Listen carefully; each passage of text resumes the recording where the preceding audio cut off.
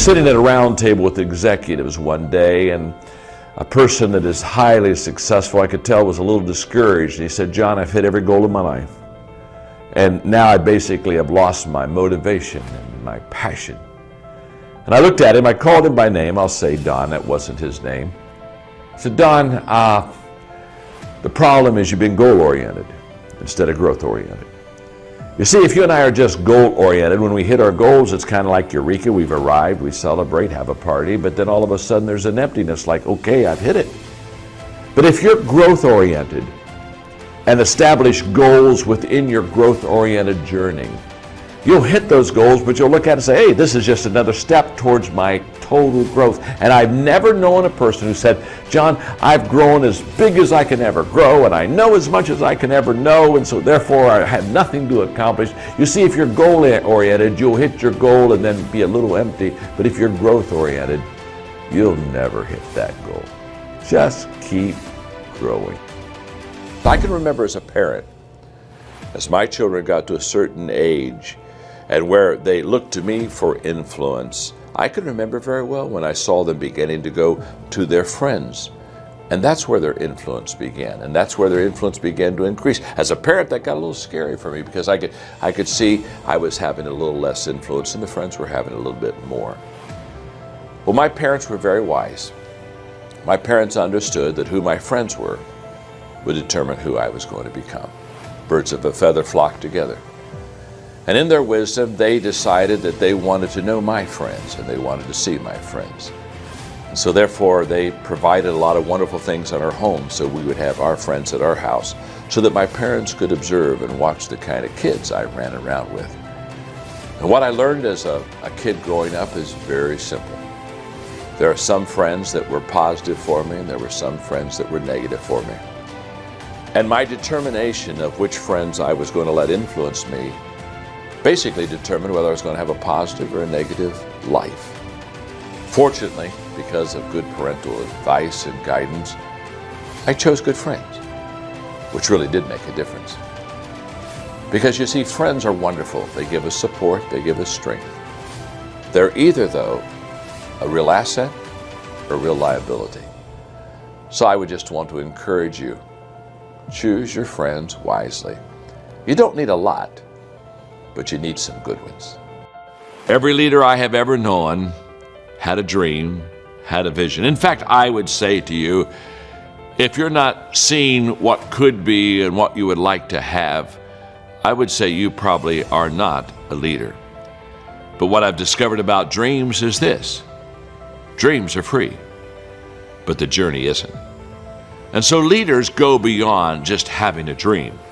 They go beyond having a wish list, sitting around a table and kind of hoping something might come to pass.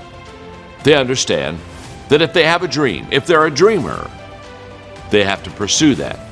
They have to take the journey. The dream's free, the journey isn't. And what leaders find is that when they go forth through that dream, they continually have to pay that price. They continually have to realize that they make down payments on the dream they have. But there's one thing else I would like to say. All leaders realize that whatever they pay, it's worth the price, because dreams for them do come true. Passion often is linked with purpose. What I love to do is often what I should do. We have been created within us the capacity to have things that we enjoy greatly, and a lot of times there is a definite relationship between what I am in love with and what I should be doing. We are created and wired in such a way that passion and purpose many times comes together, and passion is the great energizer. Once you have passion, you have energy. Once you find your passion, you find your purpose, there is something energetic about it. You have never known a person who was passionate that lacked energy. We talk about high energy people, we talk about low energy people. There's no such thing as like low energy people or high energy people. If you have high energy, you have passion.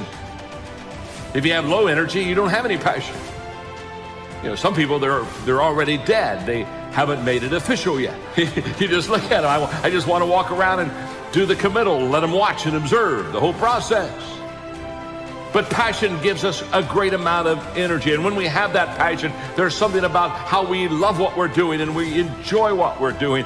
And passion energizes us. Now, when I say passion and purpose are linked, that is usually the case. It is not always the case. It is possible to be passionate about something that you're not good at. It's possible to be passionate about something that you're not gifted in. Hello? Let me explain. Have you ever watched the tryouts at an American Idol? They grab that mic. Man, aren't they passionate? I mean, they are belting out badness. But I mean, they're belting it out. I mean, they are sincere. They are loving it. They just are they are passionately bad. And every set in America, people are grabbing remotes and hitting mute, and oh dear God, shut them up. Help them. Help me. Help us all. Heal them. Heal me. Strike me with deafness. Do something. Strike them with speechlessness. Oh, come on, just do it. Do it. Maybe this doesn't. Have you ever thought about this? Every time I see something like this, I always have a question. Every time whenever I see somebody that's just really passionate about something that they're not good at, I just always ask myself, where are their friends? Come on, talk to me a moment, huh? Where are their friends? I mean, don't you think you should just sit down at the table and get a bottle of water and say, my name is John, and I'm your friend. I just want you to know you can't sing. So it's possible to be passionate about something that you're not good at. But I know this, if you're passionate, that it will increase your energy. And the second thing that I've discovered about passion is it sets us apart. It sets us above the crowd. A person with passion always stands out.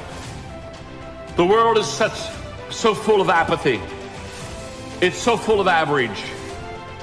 It's so full of whatever. That once you have passion and once you have a sense of energy in your life, it just sets you apart. It distinguishes you. It already gives you what I would call a head start in success in life. You and I both know that God's gift to us is our potential, and our gift back to Him is what we do with our potential. Perhaps the greatest insult that we can ever give to our Creator is to be a slacker, to somehow have these gifts and have these opportunities and have this potential and do nothing with it. I would suggest today that you believe in yourself as much as God believes in you. He created you for greatness. Now, that's how He created you. You determine how great you become. He has already given you the potential, and He's already given you the opportunity. Your response? Either seize the moment in the day and become all that you possibly can be, or slack in the moment and basically rest and just let things come to you.